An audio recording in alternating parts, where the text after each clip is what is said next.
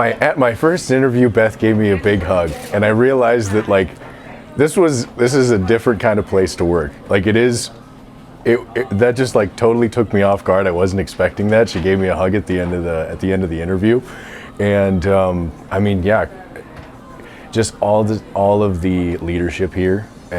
Just like I had said before about there's no one I feel like I can go up to and not ask a question. Leadership is the same way. They're all super open and honest with us, telling us, you know, what needs to be done and giving us good constructive criticism and really telling us when we do things well, which I really appreciate. You know, from Jimmy and Helene, Andy and Revital, Beth, everyone is really awesome and just really great at leading the team. You know, I'm a big believer in a leader should be on the ground with their people working, and they are. They're running around back and forth all day with us, making sure everything is getting done the way it needs to be. They're not just sitting in their office all day, which is something that I really appreciate and I notice.